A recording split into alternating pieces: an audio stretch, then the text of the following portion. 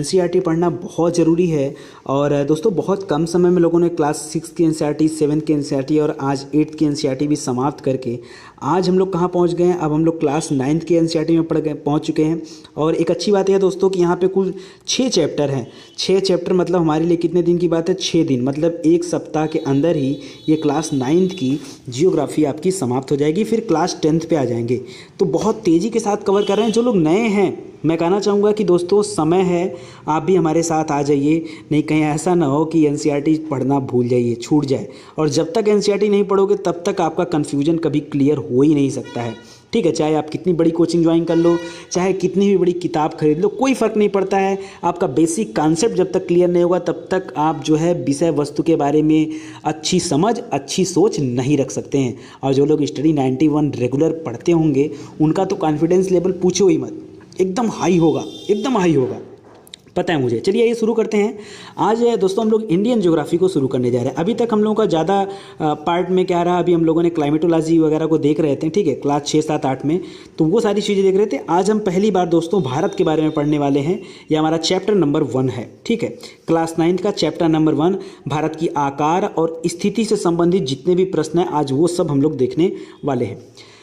दोस्तों भारत विश्व की प्राचीनतम संस्कृतियों में से एक माना जाता है। विश्व की जितनी पुरानी संस्कृति थी उसमें से एक है। आपको पता है कि प्राचीनतम संस्कृतियों में हमारे यहाँ हड़प्पा सभ्यता देखने को मिला, हमारे यहाँ मोहनजोदड़ो वगैरह सिंधु घाटी सभ्यता के अंतर्गत ही आते थे। तो ये एक फेमस सभ्यता रही है। इसके अलावा जैसे मिस्र में क्या थी, मिस्र की सभ्यता फेमस थी, ठीक है, मेसोपोटामिया वगैरह फेमस था। उस तरह से हमारे यहाँ सिंधु घाटी सभ्यता फेमस थी। तो वही बता रहा है आपको कि भारत विश्व की प्राचीनतम संस्कृतियों में से एक है। पिछले 5 दशकों में भारत ने सामाजिक, आर्थिक रूप से बहुमुखी उन्नति प्राप्त की है। 5 दशक मतलब सीधे 50 साल की बात कर रहा है, ठीक है। आज़ादी के बाद हमारे देश ने बहुत कुछ बदलाव आया है। सामाजिक, आर्थिक रूप से हमने अपने आप को मजबूत किया है, दुनिया के सामने स्टैंड किया है, ठीक है। कृषि, उद्योग, तकनीकी, सर्वांगीण पूरा का पूरा आर्थिक विकास हुआ है हमारा। दोस्तों एक लाइन में अगर आपको बता दूं तो जैसे इंटरनेट में आज जो चीज़ें हमने कर रहे हैं, जो आज हम लोग मोबाइल से सारे कुछ कर रहे हैं, ठीक है। इसके अलावा बात कर दूं दोस्तों, जो आप मार्केट में आज कंपनियों को देख रहे हो, बीमा कंपनियों को देख रहे हो, बैंकों को देख रहे हो, खुद इसरो को देख रहे हो, बड़े बड़े हॉस्पिटल देख रहे हो, IIT IIM देख रहे हो, इन सभी की स्थापना दोस्तों पिछले 50 सालों में हुआ है। तो 50 वर्षों में मत पूछो कि हम पीछे हुए हैं, 50 वर्षों में हमने बहुत आगे गए हैं, बहुत आगे गए हैं। अच्छाई में भी आगे गए हैं और बुराई में भी आगे गए हैं, ठीक है। 50 वर्ष पहले इतने रेप नहीं हुआ करते थे, ठीक है, लेकिन आज हो रहे हैं। 50 वर्ष पहले इतना जाति पात का भेदभाव नहीं था, लेकिन आज हो रहा है। 50 साल पहले हिंदू मुस्लिम की बात नहीं होती थी, लेकिन आज हो रहा है। तो हमने विकास तो किया है, उस विकास के साथ साथ कुछ बुराइयों को भी हमने बढ़ाया है, ठीक है। तो ये गलत है, ये गलत है। हमको विकास में सिर्फ विकास करना था, हमको बुरी चीज़ों के साथ विकास नहीं करना था। तो ये तो बाहर का टॉपिक हो गया आपका, ठीक है। तो आइए देखते हैं, ये तो फिलहाल भारत की स्थिति के बारे में बात करते हैं। भारत एक विशाल देश है। यह हमारे पृथ्वी के उत्तरी गोलार्ध में स्थित है। कहाँ पर है? उत्तरी गोलार्ध में। अभी नीचे इमेज दिखाऊंगा, देख लीजिएगा। इसका मुख्य भाग 8 डिग्री 4 मिनट, इसको मिनट पढ़ते हैं, इसको 8 डिग्री और इसको क्या पढ़ते हैं, मिनट पढ़ते हैं। 8 डिग्री 4 मिनट उत्तर से 37 डिग्री 6 मिनट उत्तर। देखो दोस्तों यहाँ भी उत्तर, यहाँ भी उत्तर, हाँ। और 68 डिग्री 7 मिनट पूरब से 97 डिग्री 25 मिनट पूरब, यानी यहाँ भी पूरब, यहाँ भी पूरब। तो इसका मतलब क्या है, भारत की अवस्थिति जो है दोस्तों, मैं यहाँ पे दिखाऊँ आपको। ये देखिए ग्लोब है।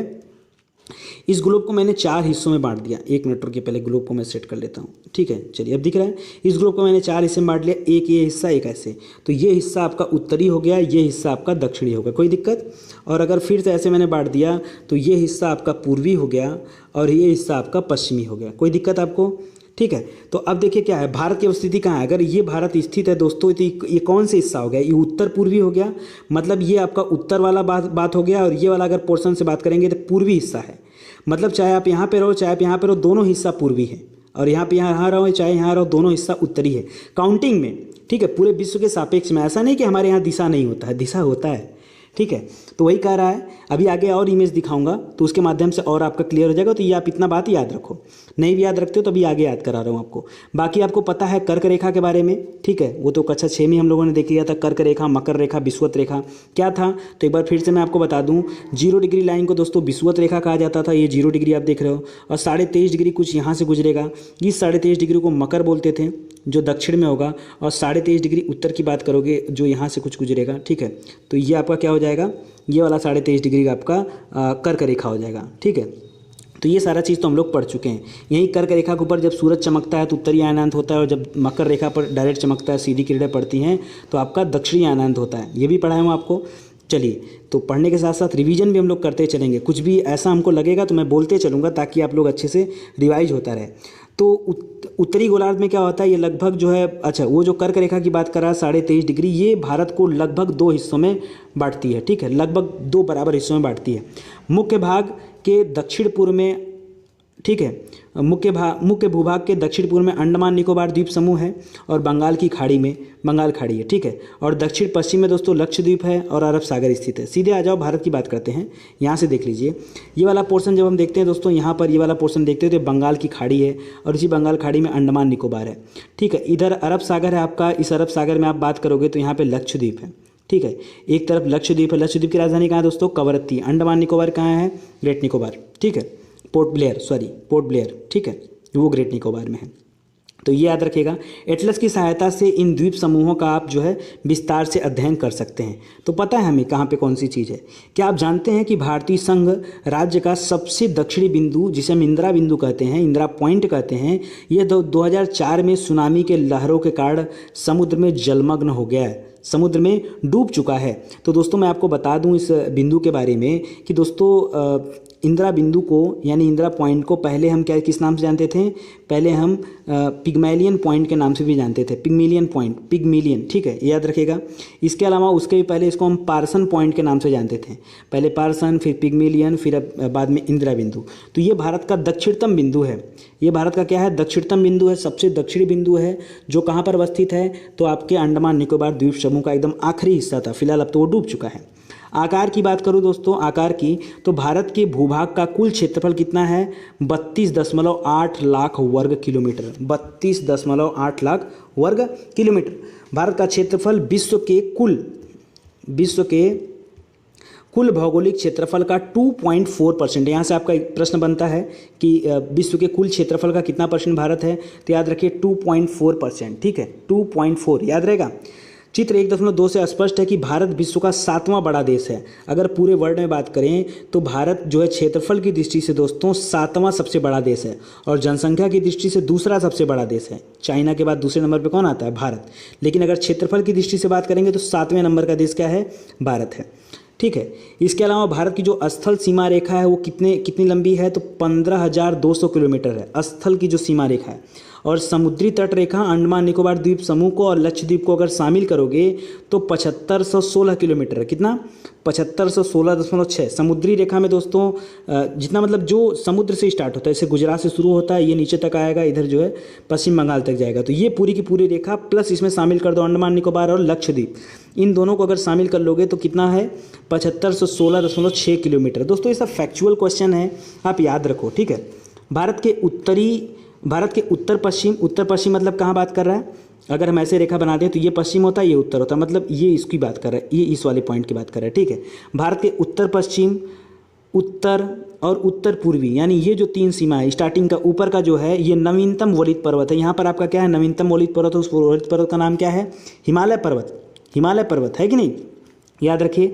और दक्षिण का भूभाग उत्तर में चौड़ा है, इसके दक्षिण का भूभाग उत्तर में चौड़ा है।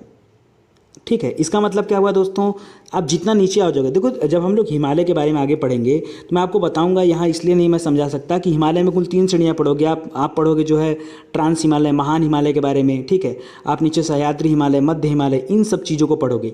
तो आप जैसे जैसे नीचे की तरफ आओगे ना, जैसे जैसे ऊपर की तरफ जाओगे वैसे वैसे ऊँची चोटियाँ मिलेंगी, जैसे जैसे नीचे की तरफ आओगे तैसे तैसे पहाड़ों का ढाल धीरे धीरे कम होता दिखेगा।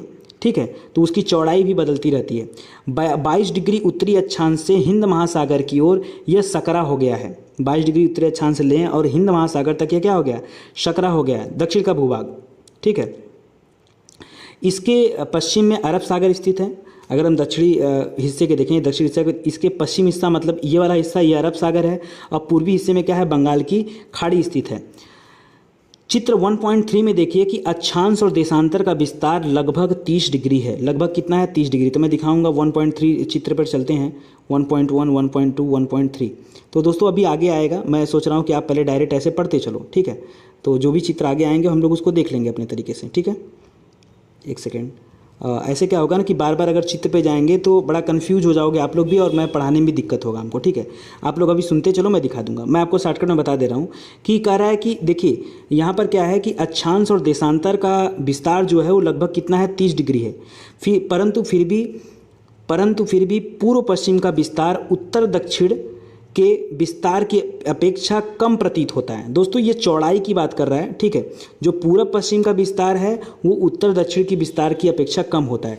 दोस्तों अगर ऐसे आप बात कर लो यार, यहाँ पे जम्मू कश्मीर है, यहाँ आके कन्याकुमारी है, ठीक है, और यहाँ पे अरुणाचल है, तो यहीं पे आपका क्या पड़ जाता है, तो ये आपका पड़ जाता है क्या, सॉरी इधर अरुणाचल, इधर आपका क्या पड़ जाता है, गुजरात।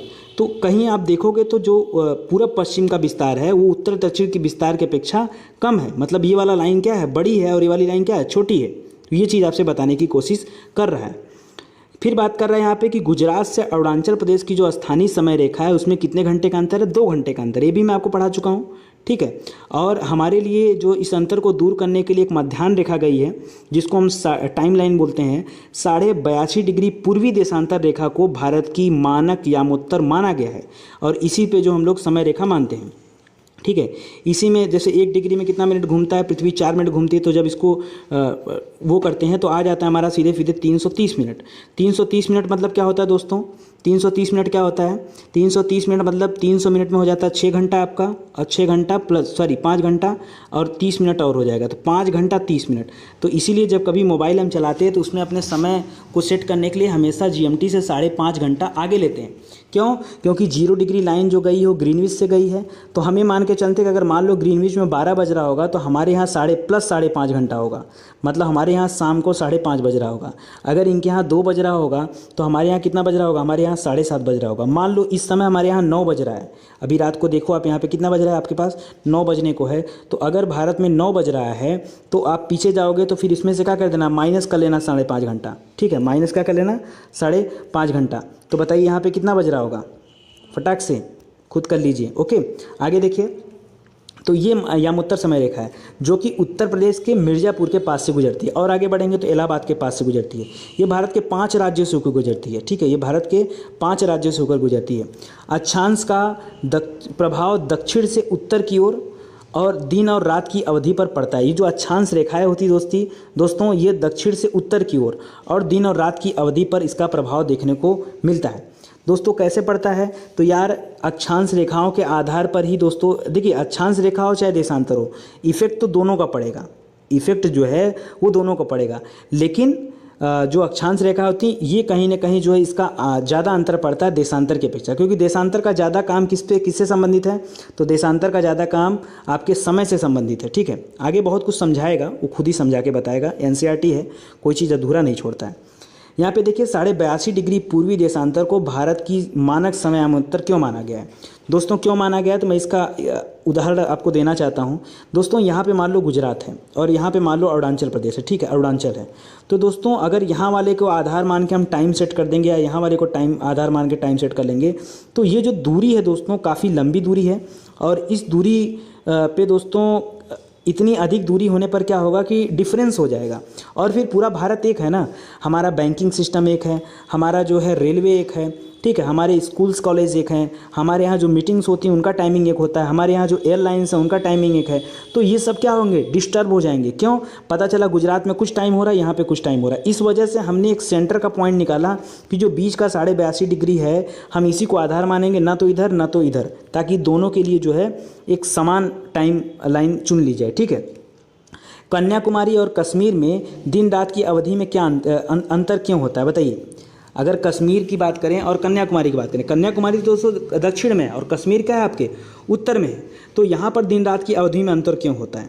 देखो याद रखो, जो दिन रात का समय होता है वो कहीं ना कहीं बदलेगा पूर्व पश्चिम से, और उसके साथ साथ दिन रात की अवधि में दोस्तों आप देखोगे कन्याकुमारी और कश्मीर में तो यहाँ पर अवधि में बहुत ज़्यादा अंतर नहीं पड़ेगा, कम अंतर पड़ता है। देखिए आप देखिए कंफ्यूज मत होइएगा, आपको जानबूझ के परेशान कर रहा है।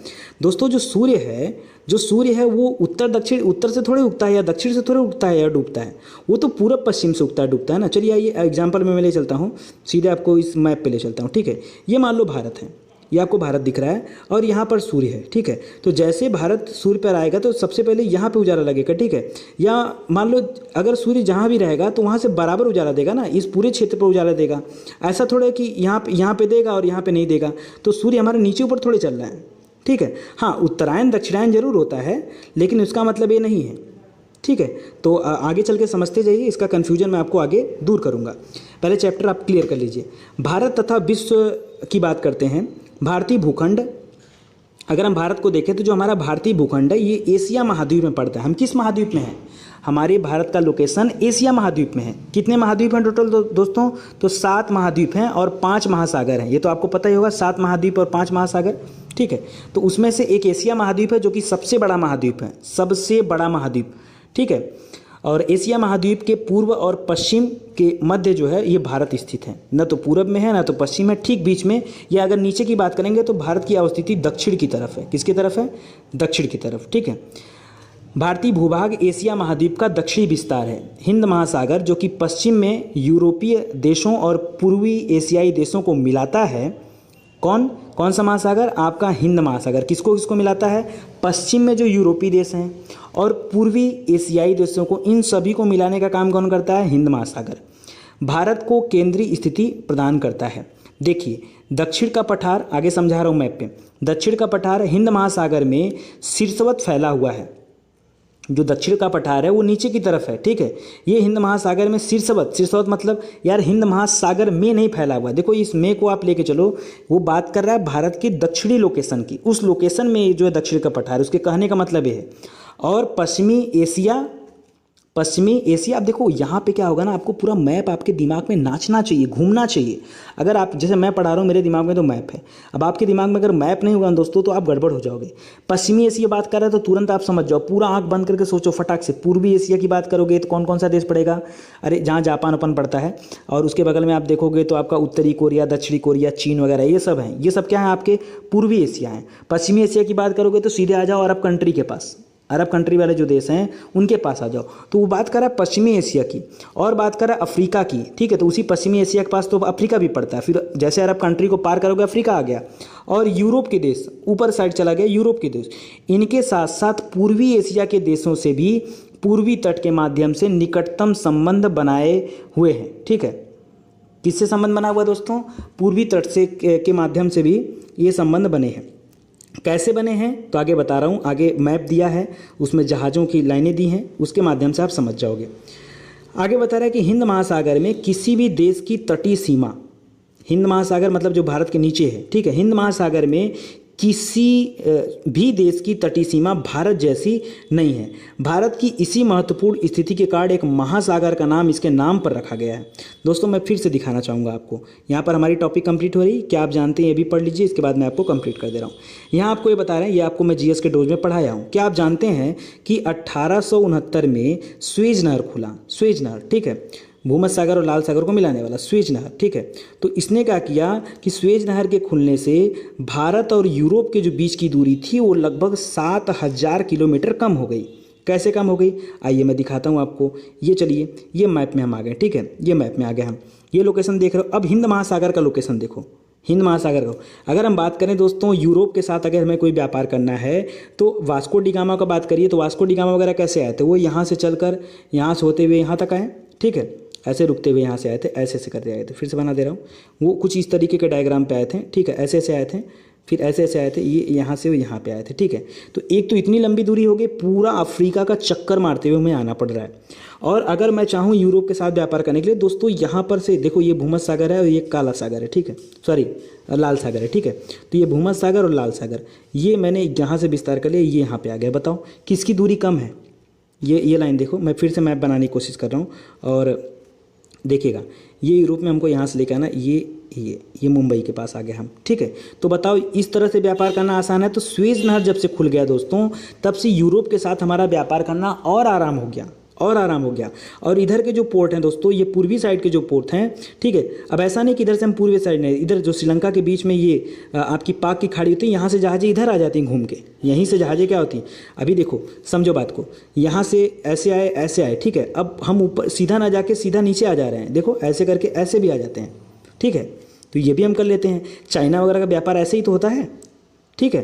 तो ये सारी चीज़ें हैं। इसके अलावा दोस्तों ये हिंद महासागर आप देख रहे हो हमारे लिए कितना इंपॉर्टेंट है। क्या कोई ऐसा देश दिख रहा है जो तीनों तरफ से हिंद महासागर से घिरा हो? अरे अफ्रीका छोड़ दो, अफ्रीका तो महाद्वीप है, देश की बात कर रहा हूँ, देश की बात कर रहा हूँ दोस्तों। क्या कोई ऐसा दिख रहा है जो चारों तरफ से मतलब तीनों तरफ से घिरा हो? श्रीलंका वगैरह तो बच्चे हैं, उनका नाम ही मत लिया करो। भारत की स्थिति इसलिए अच्छी है दोस्तों कि ये इतना बड़ा उनको पोर्ट मिल जाता है, इधर भी बंदरगाह मिल जाता है करने को, तो इस वजह से दोस्तों इसकी स्थिति बहुत अच्छी है। इसीलिए हम लोग एक्सपोर्ट इंपोर्ट में बड़ा नाम करते हैं, बहुत सारी चीज़ों का आयात निर्यात हमारे यहाँ से होता है। ये क्या दे रहा है आपका, ये कुछ देश दे रहे हैं, ठीक है, विश्व के 7 बड़े देश दे रहे हैं। और इसमें बता रहा है जो सबसे बड़ा देश है दोस्तों ये रूस है। जो सबसे बड़ा देश है वो कौन सा है? रूस है। दूसरे नंबर पे कौन सा है? तो कनाडा है, रूस और कनाडा। तीसरे नंबर पे कौन सा है? तो संयुक्त राज्य अमेरिका है। चौथे नंबर पे कौन सा है? तो चीन है। पाँचवें नंबर पे ब्राज़ील है। छठवें नंबर पे ऑस्ट्रेलिया और 7वें नंबर पे भारत है। 7वें नंबर पर भारत है, ठीक है। तो याद रखिए दोस्तों यहाँ पर ये 7वें नंबर भारत है, ओके। तो ये और बाकी उनकी जनसंख्या दिया है अलग अलग, तो वो छोड़िए आप, ये 9-10 के आंकड़े पर दिया। ये देखिए भारत का मैप दे दिया। अब यहाँ से हम जो है हमारा जो दिक्कत है वो हमारी क्लियर हो जाएगी, दूर हो जाएगा। दोस्तों यहाँ आप देख रहे हो ये पॉइंट देखिए, तो जो भारत का सबसे उत्तरी पॉइंट है दोस्तों ये 37 डिग्री 6 मिनट पे है, ठीक है। और इस पॉइंट को नाम दिया गया दोस्तों, जो सबसे उत्तरतम बिंदु है उसको नाम दिया गया इंदिरा कोल। क्या नाम दिया गया? इंदिरा कोल। कोई दिक्कत? जो सबसे दक्षिणतम बिंदु है उसको इंदिरा पॉइंट, लेकिन वो तो दक्षिण वो अंडमान निकोबार में है, ठीक है। तो इंदिरा कोल इसका नाम दिया गया 37 डिग्री 6 मिनट पे। ये देखो आप दे रहा है 97 डिग्री 25 मिनट, ठीक है। ये अरुणाचल प्रदेश का सबसे आखिरी पॉइंट क्या है इसका? किबिथू। क्या नाम है इसका? किबिथू। इसी तरह से पूर्वी में ये है, तो इसको गुहार मोता भी कहते हैं, गुहार मोता, ठीक है, गुहार मोता, ठीक है। तो ये सारा आप याद रखिए, तो ये है। और इसके अलावा आप नीचे की स्थिति देख लो। अच्छा एक चीज़ और देख लो, एक चीज़ अभी पीछे बता रहा था कि जो उत्तर से दक्षिण है, जो पूरब से पश्चिम है, बता रहा था ऊपर कि उत्तर से दक्षिण ज़्यादा बड़ा है, पूरब से पश्चिम कम है। अब इसकी आप मैक्सिमम लंबाई लोगे दोस्तों, तो कितनी बन रही मैक्सिमम लंबाई?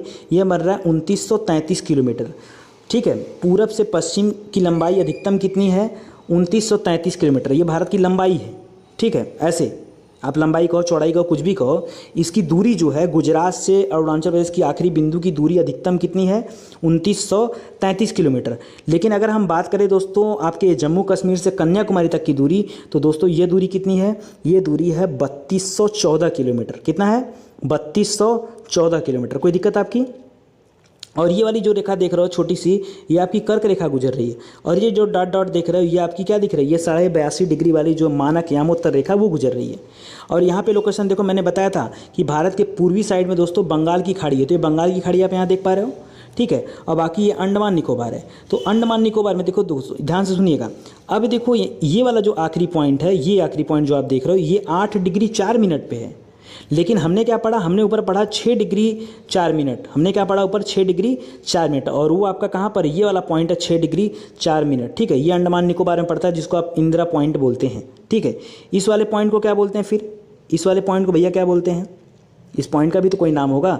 तो दोस्तों इस पॉइंट को, ये कन्याकुमारी में है, ठीक है। ये आखिरी पॉइंट है कन्याकुमारी का, ठीक है। तो कन्याकुमारी है, यहाँ पे याद रखिएगा। आप हमें बताइए कि इसको क्या बोलते हैं।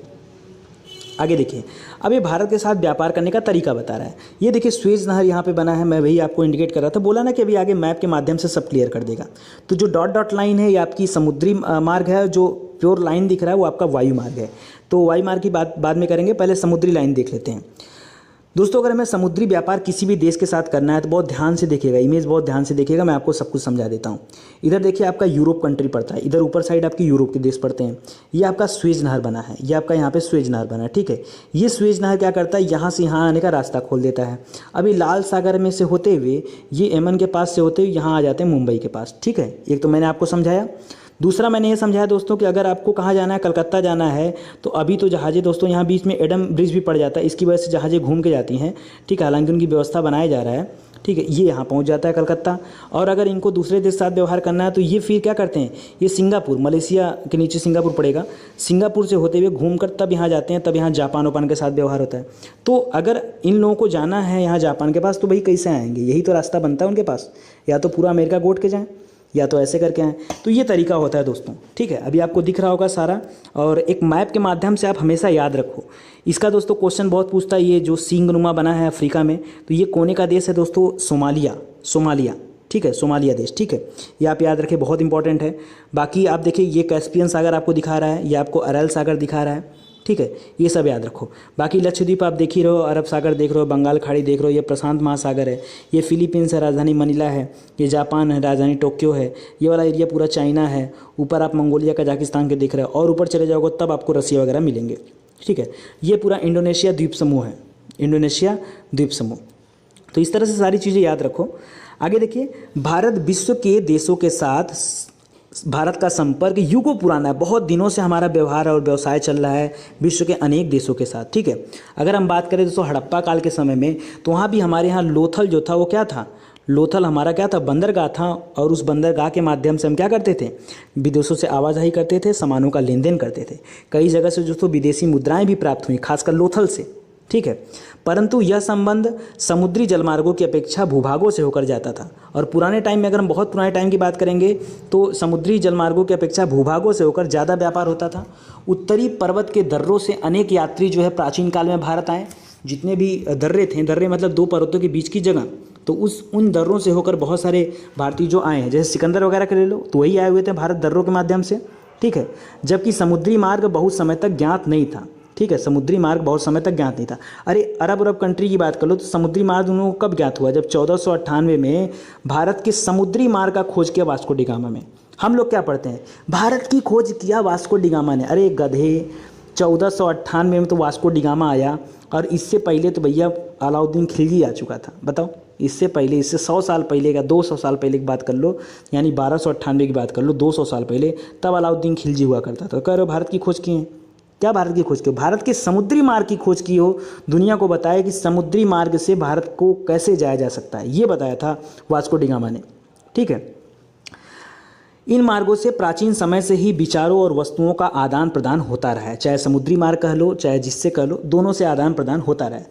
भारत का पश्चिमी, मध्य और पूर्वी एशिया तथा दक्षिण एशिया के पड़ोसी देशों के साथ एक अद्भुत संपर्क रहा है। किसके किसके साथ दोस्तों, ध्यान से सुनिए, पश्चिमी मध्य और पूर्वी एशिया। पूर्वी एशिया मतलब उधर चाइना, जापान, ये सब हो गए, और बीच के देश हो गए, ठीक है, उनके साथ। और जो दक्षिण एशिया के देश हैं, लाइक आपका इंडोनेशिया, कोलंबिया, ठीक है, लाओस, ठीक है, इन सब के साथ, म्यांमार, इन सब के साथ जो है काफ़ी अच्छा संबंध रहा है। इसी प्रकार उपनिषदों के विचार, रामायण, पंचतंत्र की कहानियाँ, भारतीय अंक, दशमलव प्रणाली आदि भी संसार के विभिन्न भागों तक पहुंच सकी, लोगों को इसके बारे में जानकारी मिली। मसाले, हमारे देश के मसाले बहुत फेमस थे, हमारे देश के मलमल बहुत फेमस थे, और ये सारे भी जो है व्यापार के थ्रू ही अन्य चीज़ें भारत से विदेशियों को पहुंचाई गई। इसके विपरीत जो यूनानी स्थापत्य कला था और पश्चिमी एशिया की जो वास्तुकला था, इनके प्रतीक हम देखते हैं मीनारों को बनना, इनका गुंबदों का बनना, ये सब कैसे आया, तो कहीं ना कहीं ये बात तो श्योर है कि विदेशी हमारे देश में आए थे, हमारे भी देश के लोग विदेशों में गए थे, तो बहुत सारी चीज़ों का आदान प्रदान, चाहे विचार हो, चाहे वस्तु हो, चाहे शैली हो, चाहे स्थापत्य कला हो, चाहे सामान हो, ठीक है, हर एक चीज़ों का जो है आदान प्रदान हुआ है। भारत के पड़ोसी देशों के बारे में बात करता हूं तो बताऊं आपको, भारत का दक्षिणी एशिया में एक महत्वपूर्ण स्थान माना जाता है। दक्षिण एशिया का सबसे प्रमुख देशों के रूप में इनकी गणना की जाती है, गिनती किया जाता है। भारत में 29 राज्य हैं और 7 केंद्र शासित प्रदेश हैं। कितने राज्य? 29 राज्य और 7 केंद्र शासित प्रदेश हैं, ठीक है। चलिए आगे देखते हैं। आगे कुछ स्पेशल न्यूज आपके लिए दे रहा है, कह रहा है पश्चिमी और पूर्वी तटों पर केंद्र शासित क्षेत्रों की संख्या ज़्यादा है। जो समुद्री तट हैं, जैसे आप मान लीजिए केंद्र शासित प्रदेश कौन कौन से, एक तो दिल्ली है, वो तो दिल्ली इसलिए भाई कि वहाँ पर केंद्र और राज्य दोनों लोग अपना काम चलाना है, इसलिए उसको केंद्र शासित का दर्जा दिया गया है। बाकी आप ले लो अंडमान निकोबार ले लो, ठीक है, बाकी आप लक्षद्वीप ले लो, बाकी आप दमन दीव ले लो, तो ये सब क्या है, ये सब आपका समुद्री एरिया में तो है। तो कह रहा है कि पश्चिमी और पूर्वी तटों पर केंद्र शासित प्रदेशों की संख्या जो है वो ज्ञात कीजिए, आप बताइए, तो आपको पता होगा। जैसे पांडुचेरी, वो भी क्या है आपका, वो भी तटी पे है, ठीक है, अंडमान निकोबार, लक्षद्वीप, दमन दीव, ये सब तटी पे है, तो ये सब आप याद रखो, ठीक है। आगे बढ़ते हैं। क्षेत्रफल के आधार पर सबसे बड़ा और सबसे छोटा राज्य कौन सा है, ये सब आपके लिए प्रश्न है। क्षेत्रफल के आधार पर सबसे बड़ा राज्य बताना है आपको और सबसे छोटा राज्य भी बताना है, ठीक है, ये सब आपके लिए प्रश्न है। तो इसका उत्तर जो है आप स्वयं ढूंढिए, और मैं ऐसे सब बताते जाऊँगा तो फिर गड़बड़ हो जाएगा ना। कौन से राज्य अंतर्राष्ट्रीय, बता ही लोग यार, तो बच्चों वाला प्रश्न है, कौन से राज्य अंतर्राष्ट्रीय सीमा तथा समुद्र तट को स्पर्श नहीं करते हैं, कौन सा राज्य अंतर्राष्ट्रीय सीमा तथा समुद्र तट को स्पर्श नहीं करता है, ठीक है, उनके बारे में आपको बताना है। पाकिस्तान, चीन, म्यांमार और बांग्लादेश, ये हमारे पड़ोसी देश हैं, ठीक है, की सीमाओं को छूने वाले राज्यों को 4 वर्गों में विभाजित कीजिए। उदाहरण, उन राज्यों को एक वर्ग में रखिए जिनकी सीमाएं पाकिस्तान से मिलती है, इसी तरह शेष को अन्य अलग से, ठीक है। तो ये सब आप बताइएगा, ये सब आज आपके लिए क्या है, होमवर्क है कि कितने राज्य हैं जो पाकिस्तान की सीमा को टच करते हैं, कितने चीन की, कितने म्यांमार की, कितने बांग्लादेश की, ये सब आपको बताना है। भारत की भूमि की सीमाएं उत्तर पश्चिम में पाकिस्तान और अफगानिस्तान के साथ लगती हैं, ठीक है। यहीं पे दोस्तों आपका रेड क्लिफ लाइन है, ठीक है, अफगानिस्तान में भी आपका रेड क्लिफ लाइन है, बांग्लादेश में भी आपका रेड क्लिफ लाइन है। उत्तर में दोस्तों, उत्तर में क्या है, मैकमोहन रेखा है, ठीक है, उत्तर में चीन है, तिब्बत है, नेपाल है, भूटान है। पूर्व की तरफ देखेंगे तो म्यांमार है और बांग्लादेश है, ठीक है, याद रखिए। आगे बता रहा है, क्या आप जानते हैं सन 1947 से पूर्व भारत में 2 प्रकार के राज्य थे, एक प्रांत हुआ करता था, एक रियासत हुआ करता था। हाँ यार, ये हम बहुत बार सुने ना, और हमने सुना था कि सभी प्रांतों, सभी रियासतों का एकीकरण करने का श्रेय किसको जाता है, तो भैया वल्लभ भाई पटेल को जाता है, वल्लभ भाई पटेल को जाता है, क्योंकि इन्होंने ये एकीकरण किया था, ठीक है, इसको याद रखिएगा। आगे देखिए, बता रहा है कि वायसराय द्वारा नियुक्त अंग्रेज अधिकारी प्रांतों पर शासन करते थे और रियासतों का शासन स्थानीय शासकों द्वारा पैतृकता के आधार पर अंग्रेजी शासकों की प्रभुसत्ता मानकर स्वायत्तता से किया जाता था। कहने का क्या मतलब बता रहा है, एक लाइन में बता रहा है, प्रांत क्या होते थे, जहाँ पर अंग्रेज शासन करते थे वो प्रांत। रियासत क्या होते थे, जहाँ पर देसी राजा, हमारे देश के जो राजा हैं वो शासन करते थे, वो रियासत कहलाती थी। किंतु इन रियासतों पर भी एक स्वायत्तता किसकी बनी रहती थी, अंग्रेजों की। अंग्रेजों की स्वायत्तता बनी रहती थी, उनकी निगाह बनी रहती थी, उनके कंट्रोल बने रहते थे, ये आप ध्यान रखिएगा, उनको देसी रियासत बोला जाता था। बाकी आप इस इमेज को समझ ही गए होंगे। ये लोकेशन आप देख लीजिए, ये पाकिस्तान है, ये अफगानिस्तान है, उत्तर में चले जाओगे आपका तिब्बत है, ये नेपाल है, ये आपका भूटान है, आपका बांग्लादेश है, इधर आपका म्यांमार है। और अगर मैं जो है सीमा से सटे हुए राज्यों की बात कर लूँ दोस्तों यहाँ पे, तो अभी जो पीछे आपसे पूछा कि पाकिस्तान से कितने राज्य टच हैं, तो एक तो देखिए जम्मू कश्मीर हमको टच दिख रहा है, दूसरा यहाँ पे पंजाब दिख रहा है, तीसरा राजस्थान दिख रहा है, चौथा गुजरात दिख रहा है, तो कुल 4 राज्य जो है इससे टच हैं। अफगानिस्तान की बात करेंगे तो खाली आपका क्या है, अफगानिस्तान से यहाँ पे थोड़ा सा टच है, ठीक है, यहाँ पे तो ये आपका क्या है, आपका जम्मू कश्मीर हो गया, और कोई भी राज्य टच नहीं करता है। इसी तरह दोस्तों नेपाल की बात करोगे तो नेपाल एक तरफ उत्तराखंड से, दूसरी तरफ उत्तर प्रदेश से, नीचे बिहार से, और ये वाला राज्य सिक्किम से है, ठीक है, इतने राज्यों को टच करता है नेपाल। भूटान की बात करोगे तो एक तरफ सिक्किम है, दूसरी तरफ असम है, देखो मेघालय नहीं टच करता, मेघालय नीचे है, असम है, इधर अरुणाचल प्रदेश है, ठीक है, इसको देख लीजिए। बाकी चीन है तो बहुत सारे राज्य यहाँ, तो जम्मू कश्मीर भी है, हिमाचल भी है, उत्तराखंड भी है, उत्तर प्रदेश नहीं करेगा। इसके बाद सिक्किम है सीधा, उसके बाद सीधा अरुणाचल प्रदेश है, ठीक है, तो ये है, और इधर भी आ जाओगे, ठीक है। तो ये सारा आप देख लेना और अच्छे से करना। अगर मैं तटीय राज्यों की बात करूं तो सबसे लंबी जो है समुद्री सीमा किसकी है, तो वो गुजरात की है। क्यों, क्योंकि ये ऐसे ऐसे मुड़ने की वजह से इसकी लंबाई बहुत ज़्यादा हो गई है, इसको खोल दोगे तो यहाँ तक आ जाएगा। तो ये सबसे लंबी सीमा किसकी है, गुजरात की है, ठीक है। और यहीं आपका दमन और दीव है, दमन और दीव है दोस्तों। यहाँ पर कच्छ की खाड़ी है, नीचे खंबात की खाड़ी, तो याद रखो क और ख, क से कच्छ की खाड़ी, ख से खंबात की खाड़ी, ठीक है। इधर आप अरब सागर को देख ही रहे हो, ये आपका महाराष्ट्र आ गया, बीच में आपका छोटा सा गोवा है, फिर कर्नाटका है, फिर केरल है, फिर तमिलनाडु है, फिर आंध्र प्रदेश है, ठीक है, और जो तेलंगाना है वो अंदर की तरफ है, फिर आपका उड़ीसा है, फिर लास्ट में पश्चिम बंगाल है। तो ये आपके क्या हो गए, किनारे के जो हैं राज्य हो गए। ओके, नीचे श्रीलंका है, श्रीलंका के अगर आप एक साइड देखोगे तो एक तरफ मन्नार की खाड़ी और पाक की खाड़ी पड़ेगी, ठीक है, इधर आपकी पाक की खाड़ी, इधर आपकी मन्नार की खाड़ी, और ये आपकी बंगाल की खाड़ी, ठीक है, ये सब देख लीजिए। बाकी मालदीव आप देख ही रहे हो, मालदीव ये अलग से देश है, हमारे देश का हिस्सा नहीं मालदीव, ये लक्षद्वीप के ठीक नीचे पड़ता है, ठीक है, ये मालदीव। और बाकी अंडमान निकोबार आप देख रहे हो। तो ये सारा दोस्तों आप याद रखिए, बाकी श्रीलंका आप जान रहे हो। आगे देखिए, कह रहा है आंध्र प्रदेश राज्य के पुनर्गठन के बाद 2 जून 2014 को तेलंगाना को भारत का 29वां राज्य के रूप में दर्जा दिया गया। एक और नई राजधानी भी बनाई जा रही, अमरावती, ठीक है, तो याद रखिएगा अमरावती बाद में किसकी राजधानी बनेगी, आंध्र प्रदेश की, और तेलंगाना हैदराबाद ले लेगा, ठीक है, ये याद रहे आपको। आगे कह रहा है कि दक्षिण में समुद्र पार हमारे पड़ोसी 2 द्वीप समूह हैं, जैसे कौन कौन से, एक तो श्रीलंका है और एक जो है मालदीव है। कहा जाता है भारत की जलीय सीमा से कौन कौन से देश टच में है, तो आप श्रीलंका और मालदीव उसमें बताइएगा। भारत और श्रीलंका के बीच में छोटा समुद्री रास्ता है जिसको पाक जल संधि और मंगनार की खाड़ी के नाम से जाना जाता है, ठीक है, तो ये आप याद रखिए। जहाँ पे हमारा एडम ब्रिज है जो राम सेतु के नाम से जाना जाता है, वहीं पर। मालदीव, लक्षद्वीप समूह भारत के ये दोनों के दोनों क्या है, भारत के दक्षिण में स्थित है। पहले आप लक्षद्वीप देखोगे, उसके ठीक नीचे आप देखोगे तो मालदीव पड़ेगा।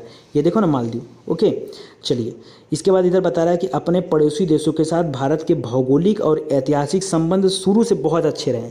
आजकल हमारा संबंध जो है कुछ देशों से खराब हो गया, लाइक आपका पाकिस्तान हो गया, लाइक आपका जो है चाइना हो गया, इनके साथ आज जो है संबंध खराब हो गया, लेकिन शुरू से इन लोगों के साथ संबंध जो है अच्छे रहे। अपनी एटलस में एशिया के मानचित्र में देखा होगा कि भारत कैसे अलग दिखाई देता है।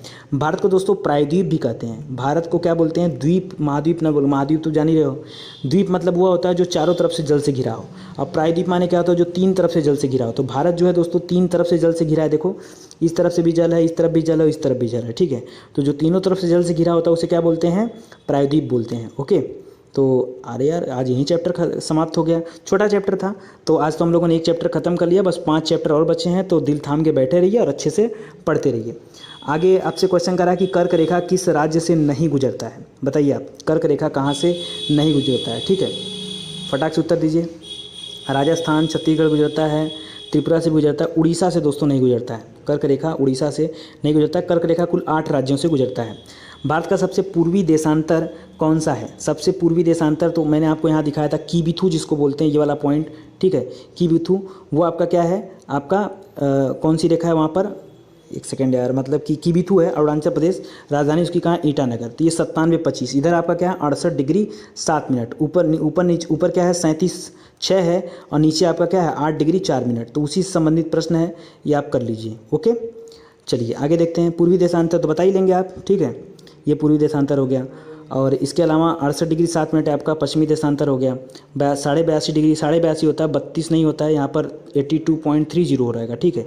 और ये जो पूर्वी है इसको बोलते हैं दोस्तों मानक समय एवं उत्तर रेखा।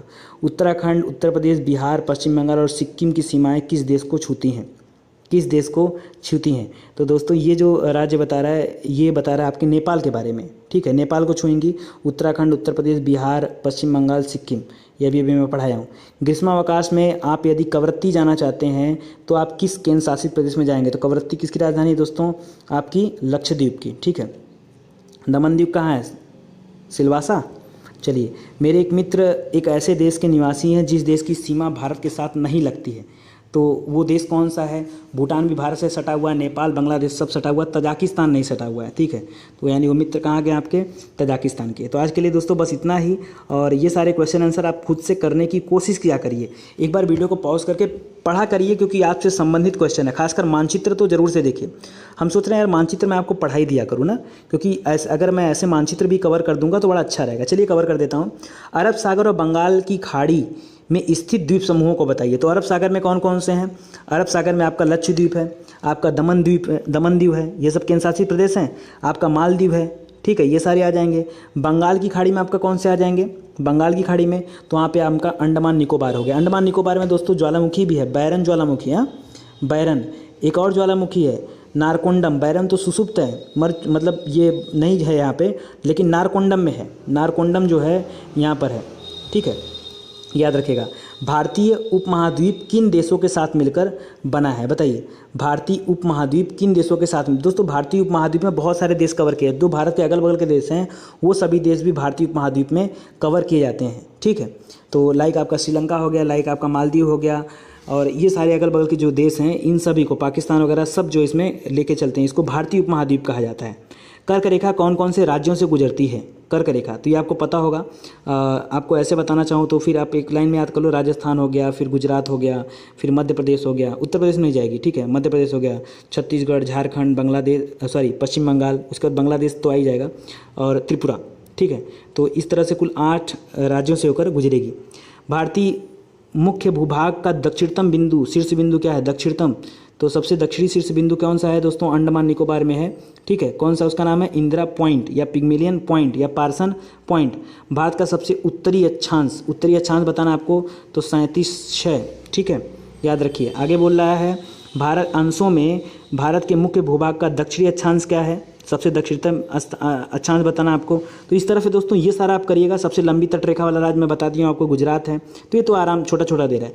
जब वर्ल्ड मैप आएगा तो वहाँ से मैं आपको जो है अच्छे से पढ़ाऊँगा और वर्ल्ड मैप आपका कवर करूँगा। तो आज के लिए दोस्तों बस इतना ही। नेक्स्ट देखते हैं कि कौन सी ज्योग्राफी में अगला पार्ट क्या मिलता है। तो उम्मीद करता हूँ दोस्तों आपको अच्छा लगा होगा। बाकी अगर किसी भी तरह का एडवर्टीजमेंट आता है तो प्लीज़ उसको स्किप मत करिए दोस्तों, उसको पूरा देखा करिए। सिर्फ एक ही निवेदन आपसे कि उसको स्किप मत करिए, उसको पूरा देखिए। इसके अलावा हमारा 2 चैनल और है। एक एग्जाम ट्रेंड नाम से चैनल है, जहाँ पे हम लोग क्या करते हैं, वन लाइनर जीएस को कवर करते हैं। मतलब वन लाइनर कर लो, चाहे आप क्वेश्चन आंसर सीरीज कर लो, एक से एक प्रश्न यहाँ कराए जाते हैं। तो जो कुछ आप यहाँ पढ़ रहे हो वहाँ पे जाके क्वेश्चन आंसर पढ़ सकते हो। तो एक बार विजिट करिए दोस्तों। और मैथ और रीजनिंग के लिए दोस्तों हमारा नया चैनल है 4G मैथ्स, ठीक है। बहुत बढ़िया बढ़िया मैथ के क्वेश्चन यहाँ भी कराए जाते हैं।